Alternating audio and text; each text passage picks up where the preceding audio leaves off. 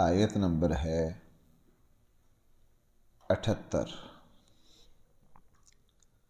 بسم اللہ الرحمن الرحیم۔ الحمد للہ رب العالمین، والصلاة والسلام على سید الانبیاء والمرسلین وعلى آلہ واصحابہ اجمعین۔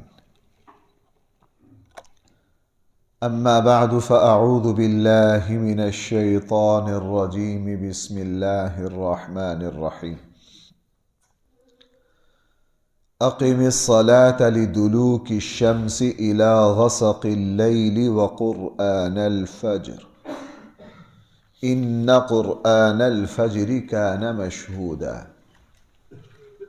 ومن الليل فتهجد به نافلة لك عسى أن يبعثك ربك مقاما محمودا۔ صدق اللہ مولانا العظیم۔ اقم الصلاة، آپ نماز کو قائم کیجئے، یعنی نماز کو ویسے پڑھیے جیسا پڑھنے کا حق ہے اور ہمارے دین کی طرف سے ہم سے مطالبہ کیا گیا ہے، ویسے پڑھیے۔ نماز جو ہے چونکہ یہ اسلام کا اہم ستون ہے، اور نماز جو ہے یہ ایک مسلمان کی تربیت گاہ، ایک مسلمان کا تزکیہ کرنے والی، ایک مسلمان کی اصلاح اور تربیت کرنے والی۔ اس پر بھائی بہت غور کیا ہے۔ اگر ہم صحیح طور پر خشوع کے ساتھ سمجھ کر نماز پڑھیں تو سوال ہی پیدا نہیں ہوتا کہ ایک مسلمان کی دینی دنیاوی تربیت نہ ہو۔ قرآن نے ویسے نہیں کہہ دیا ان الصلاۃ تنہی عن الفحشاء والمنکر، 100% قرآن نے صحیح فرمایا۔ چونکہ ہمارے یہاں نماز کوئی سکون کے لیے پڑھتا ہے، کوئی عادتاً پڑھتا ہے، بس کوئی عبادت کی نیت سے پڑھتا ہے، کوئی کسی نیت سے پڑھتا ہے۔ ہم اگر نماز کے سارے مقاصد کو سمجھ لیں اور پھر اس طرح نماز پڑھنے کی کوشش کریں، اس سے زیادہ دل پر اثر کرنے والی اور کوئی عبادت نہیں ہے، اس سے زیادہ تربیت کرنے والی اور کوئی عبادت نہیں ہے۔ یہ میں نے عرض کیا دیکھو ہمارے آقا صلی اللہ علیہ وسلم نے ایک بات فرمائی، صحیح حدیث ہے، آپ نے مثال دے کر سمجھایا، عربوں کو جن کے یہاں پانی کی قلت تھی، نہر کا تصور ہی نہیں تھا، چشموں کا تصور ہی، ان کے یہاں خال خال کنویں پائے جاتے تھے یا بارش ہو جاتی تھی۔ اللہ کے نبی نے ان لوگوں کو جن کو پانی کی قلت تھی، وہ پانی کو ترستے تھے، ان سے فرمایا لوگوں مجھے ایک بات بتاؤ، ایک آدمی کے گھر کے سامنے نہر ہو اور وہ دن میں 5 مرتبہ اس نہر میں غسل کرے، حضور علیہ السلام نے فرمایا کیا اس کے جسم پر میل کچیل رہ سکتی ہے؟ صحابہ اکرام نے عرض کیا اللہ کے حبیب سوال ہی پیدا نہیں ہوتا، کیوں؟ ان بیچاروں کو پانی نہیں ملتا تھا، 15 مہینہ تو ان کو نہانے کا پانی نہیں ملتا، بارش ہوتی تھی پھر نہاتے تھے یا کسی کنویں پر جاتے تھے دور دور۔ اگر گھر کے سامنے ندی بہہ رہی ہو، چشمہ بہہ رہا ہو، نہر ہو، ایک بندہ دن میں 5 مرتبہ غسل کرے، کیا اس کے جسم پر میل کچیل باقی رہ سکتی ہے؟ سارے صحابہ نے عرض کیا اللہ کے حبیب سوال ہی پیدا نہیں ہوتا۔ فرمایا کہ یہ جو 5 نمازیں ہیں یہ وہی تزکیہ اور تربیت اور گناہوں کو معاف کرنے والی نہر ہے جو تمہاری زندگی سے بہہ رہی ہے۔ جو دن میں 5 مرتبہ اس سے غسل کرے گا، روحانی طور پر گناہوں کی کوئی گندگی اس کے جسم پر باقی نہیں رہے گی۔ اس لیے فرمایا اقم الصلاۃ، آپ نماز کو قائم کیجئے۔ کب کب؟ لدلوک الشمس، سورج کے ڈھلنے سے لے کر الی غسق اللیل، رات کے اندھیرے کے چھانے تک، وقرآن الفجر، اور فجر کا قرآن۔ قرآن کریم نے نماز کی اوقات، نماز کے جو وقت ہیں، ان کو اجمالاً اور اشارتاً بیان کیا ہے پورے قرآن میں، اور تفصیل چھوڑ دی قرآن کریم نے اللہ کے حبیب صلی اللہ علیہ وسلم پر، اور اللہ کے نبی نے پھر اس کی پوری طرح اوقات کی تشریح کر کے بتائی۔ یہاں فرمایا کہ آپ یہاں اجمالاً 5 نمازوں کا ذکر آ گیا، لِدُلُوکِ الشمس، سورج کے زوال سے لے کر، یعنی جب دن کو سورج کا زوال ہوتا ہے اس سے لے کے رات کے اندھیرے کے چھانے تک، یہ بھائی کتنی نمازیں ہو گئی؟ 4 ہو گئی۔ سورج کے زوال کے بعد ظہر آتی ہے، اس کے بعد عصر آتی ہے، اور اندھیرے چھانے تک مغرب اور عشاء۔ مغرب پر اندھیرا شروع ہوتا ہے اور اندھیرا اچھی طرح چھا چکا ہوتا ہے جب ہم بھائی کون سی نماز پڑھتے ہیں؟ عشاء۔ باقی رہ گئی فجر، وقرآن الفجر، چونکہ فجر کی نماز کا اہم ترین حصہ قرآن ہے، اور اللہ کے نبی اس میں قرآن کی تلاوت زیادہ کیا کرتے تھے۔ فجر کے قرآن سے مراد نماز فجر ہے، اور عربی کا اسلوب ہے کہ تسمیۃ الکل باسم الجز، کل کا نام کسی ایک جز سے رکھ دیا جاتا ہے۔ کوئی چیز ایسی ہے کہ وہ زیادہ مشہور ہو گئی، بس اس ایک کے نام سے باقی چیزوں کا بھائی کیا رکھ دیا جاتا ہے؟ نام رکھ دیا جاتا ہے۔ عربی کا یہ مزاج ہے۔ تو فجر میں قرآن کی تلاوت کی جاتی ہے، اس تلاوت کا لفظ بول کر مراد کیا ہے؟ فجر۔ تو بھائی کتنی نمازیں آ گئی؟ 5 نمازیں آ گئی۔ اور اگر رسول اللہ صلی اللہ علیہ وسلم کی سنت کو مد نظر نہ رکھا جائے تو ظاہر ہے پھر اس آیت کی تشریح نہیں ہو سکتی۔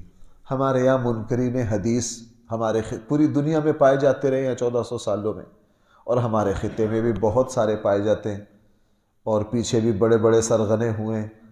اب وہ چونکہ حدیث کو نہیں مانتے تھے، ان میں سے کچھ ایسے بھی تھے جو صرف فجر کی نماز پڑھتے تھے، باقی 4 نہیں پڑھتے تھے۔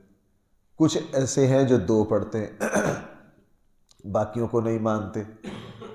ایک صاحب تھے وہ 2 پڑھا کرتے تھے، کہ وَمِنَ اللَّيْلِ فَسَبِّحُ وَأَدْبَارَ السُّجُودِ، اس طرح کی جو مجمل آیات ہیں ان سے اشارہ کیا کرتے۔ حالانکہ صحیح بخاری مسلم میں رسول اللہ صلی اللہ علیہ وسلم کی تفصیلی حدیث ہے، آپ علیہ السلام نے فرمایا کہ جبرائیل میرے پاس 2 دن آئے۔ پہلے دن 5 کی 5 نمازیں مجھے اول وقت میں پڑھائیں، امامت حضرت جبرائیل نے کی، رسول اللہ صلی اللہ علیہ وسلم نے پیچھے نماز پڑھی، اور فجر بھی بالکل شروع میں، ظہر بھی بالکل شروع میں، عصر مغرب 5 کی نمازیں بالکل آغاز میں، بالکل آغاز میں۔ اور اگلے دن سیدنا جبرائیل علیہ السلام تشریف لائے اور رسول اللہ صلی اللہ علیہ وسلم کو 5 کی 5 نمازیں پڑھائیں بالکل آخر میں۔ فرمایا فجر مجھے اس وقت پڑھائی جب بالکل سورج نکلنے کو تھا، اور ظہر مجھے اس وقت پڑھائی جب ہر چیز کا سایہ ایک مثل ہو رہا تھا، عصر اس وقت پڑھائی جب ڈبل ہو رہا تھا، اور مغرب دونوں دن ایک ہی وقت میں پڑھائی، پہلے دن بھی اور آخری دن بھی۔ آپ کو پتہ مغرب کا وقت شروع کا ہی رہتا ہے، اور عشاء پہلے دن پڑھا دی بہت شروع میں، ابھی سرخی تھی، اور دوسرے دن مجھے عشاء پڑھائی بہت لیٹ کر کے، اور دوسرے دن حضرت جبرائیل مجھے یہ فرما گئے کہ اللہ کے حبیب آپ اور آپ کی امت کی نمازوں کا جو وقت ہے ان کے درمیان ہے۔ بھائی کیا ہے؟ ان کے نہ بالکل اول میں پڑھنی ہے نہ بالکل آخر میں، درمیان میں ہے۔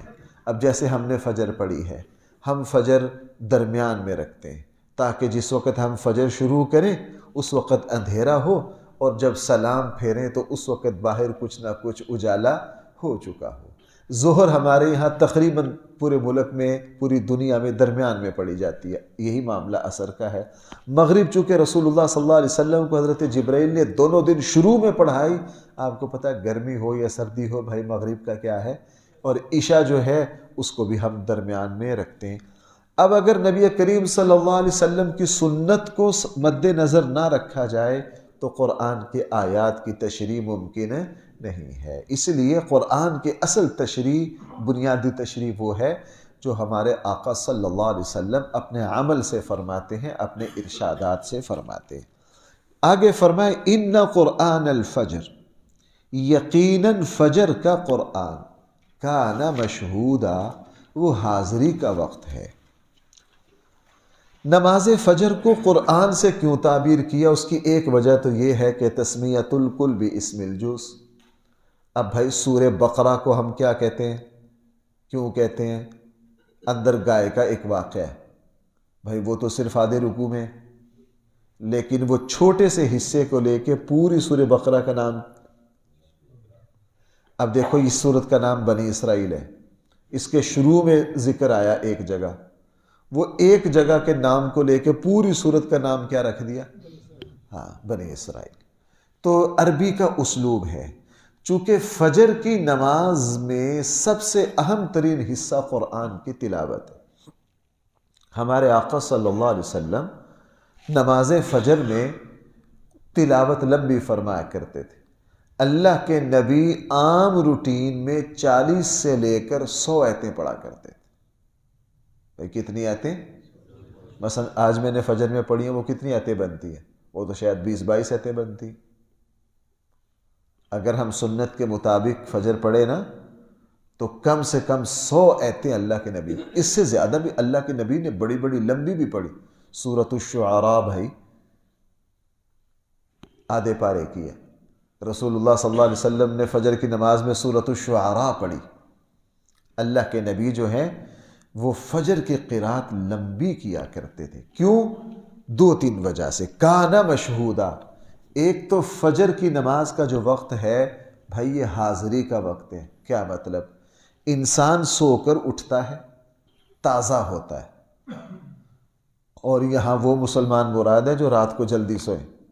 بھائی جو 2 بجے سوئیں گے وہ فجر میں تازہ ہوں گے کہ باسی ہوں گے؟ ان کو تو خود ہی نہیں پتہ ہوگا۔ وہ مسلمان کانا مشہودہ، حاضری کا وقت یہ ہے جو رات کو سو کر جب فجر میں آتے ہیں حشاش بشاش ہوتے ہیں، ان کی جو طبیعت ہے وہ تازہ ہوتی ہے، اور جب تازہ ہوتی ہے تو فجر کی نماز میں دل زیادہ لگتا ہے، توجہ اللہ کی طرف زیادہ انسان کی ہوتی ہے، انسان پورے خشوع اور اطمینان سے فجر پڑھتا ہے۔ اور تیسری اہم ترین وجہ یہ ہے، صحیح بخاری اور مسلم میں ہے کہ اس وقت فرشتوں کے آنے جانے کا وقت ہے، اس لیے اس کو کہا مشہودہ۔ صحیح بخاری میں ہے کہ جو فرشتے رات کو آتے ہیں نا وہ فجر کی نماز میں موجود ہوتے ہیں کہ دن والے فرشتے نامہ اعمال لکھنے والے آ جاتے ہیں، اور جو دن کو آتے ہیں عصر کی نماز ایک مسلمان پڑھ رہا ہوتا ہے تو رات والے فرشتے آ چکے ہوتے ہیں۔ فجر اور عصر میں دونوں فرشتے جمع ہوتے ہیں۔ ہمارے ایک استاد بڑی پیاری بات ہمیں سمجھایا کرتے تھے، ہم اس وقت قرآن کریم حفظ کرتے تھے، ہمارے استاد جب ہمیں سمجھاتے نا نماز کی اہمیت تو وہ ایک بڑی پیاری بات کہا کرتے تھے۔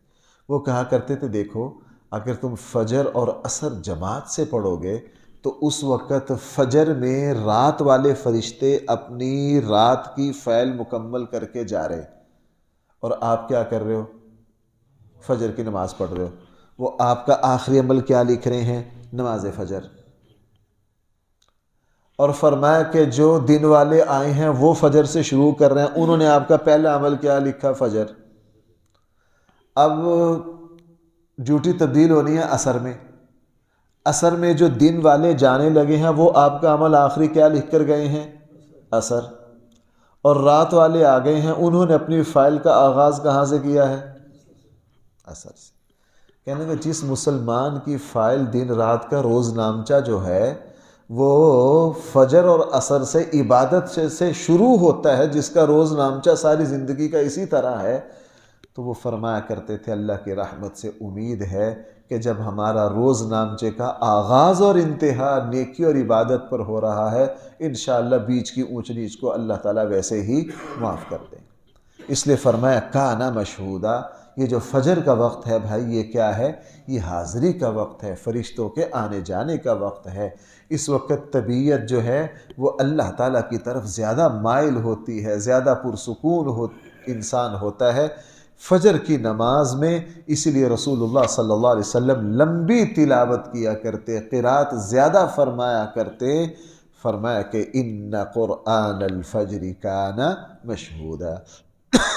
آگے فرمایا وَمِنَ اللَّيْلِ، اور رات کے کچھ حصہ میں فَتَحَجَّدْ بِهِ، آپ تہجد بھی پڑھا کریں.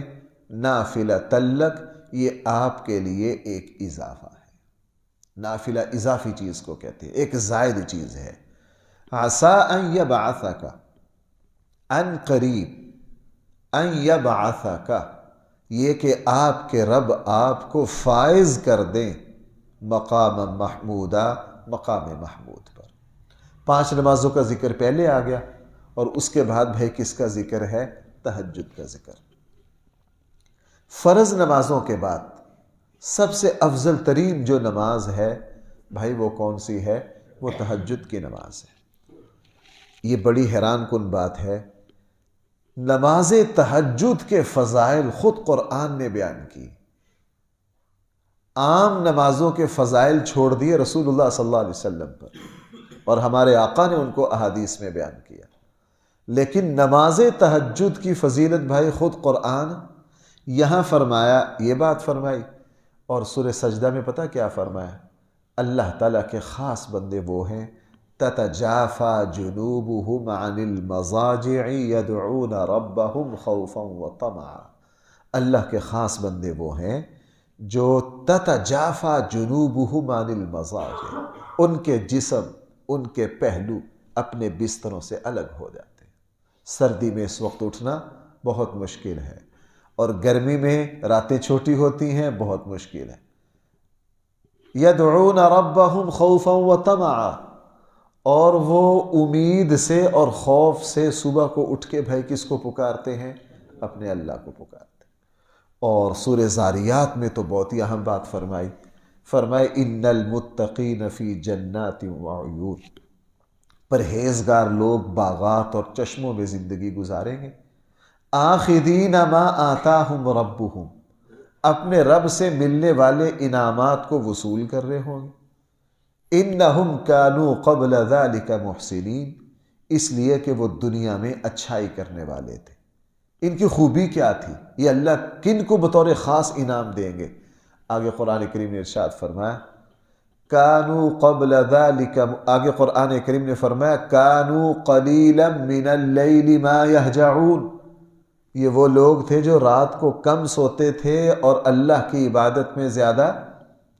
وَبِالْأَسْحَارِ هُمْ يَسْتَغْفِرُونَ، اور سحری کے وقت میں، تہجد کے وقت میں اٹھ کر اللہ تعالیٰ سے بھائی کیا کرتے تھے؟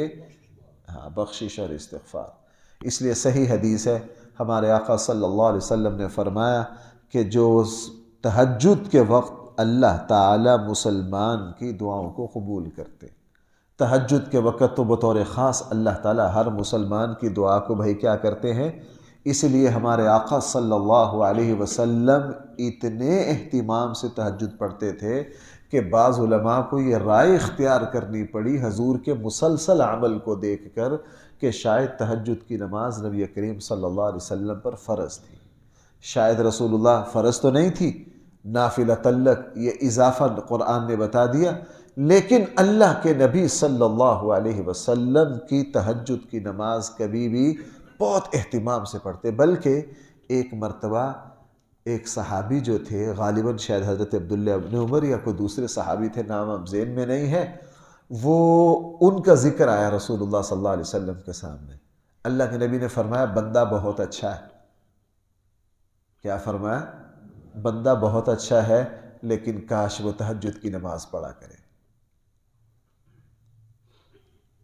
بندہ بہت اچھا ہے، اس میں بس ایک کمی ہے، کیا کہ وہ تہجد کی نماز نہیں پڑھتا.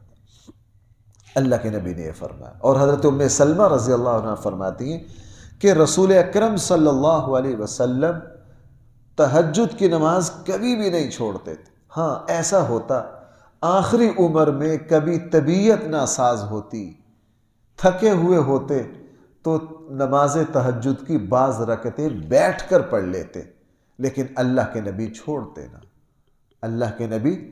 اسی لیے بھائیوں، اللہ تعالیٰ نے نماز تہجد میں بہت برکت رکھی۔ نماز تہجد میں ہمارے ایک بہت بڑے عالم، بہت بڑے محدث تھے، وہ ایک بات فرمایا کرتے تھے، وہ فرمایا کرتے تھے کہ دیکھو، فضیلت میں تو فرض اوپر ہے، فضیلت میں بھائی کون اوپر ہے؟ لیکن برکات میں نماز تہجد سب سے اوپر ہے۔ یہاں کسی کو اشکال پیش ہو سکتا ہے کہ وہ تو فرض، بھائی ہم جب سلام کرتے ہیں، سلام کرنا کیا ہے؟ سنت، آگے سے جواب دینا واجب، لیکن اجر کس پر زیادہ ہے؟ سنت پر۔ آپ نے السلام علیکم کہا، سنت پر عمل کیا، آگے والے نے جواب دیا وعلیکم السلام، وہ واجب ہے، ضروری ہے، لیکن ثواب کس پر ہے؟ زیادہ برکتیں سلام کرنے والے۔ حدیث میں کہیں یہ نہیں فرمایا جو سلام کا جواب دے گا اس کو یہ ملے گا، یہ ملے گا، یہ ملے گا، یہ ملے گا، حدیث میں یہ نہیں ہے۔ حدیث میں ساری ان اول الناس باللہ، اللہ تعالیٰ کو سب سے زیادہ پسند وہ بندہ ہے جو سلام سے آغاز کرے، جو کس سے آغاز کرے؟ سلام سے۔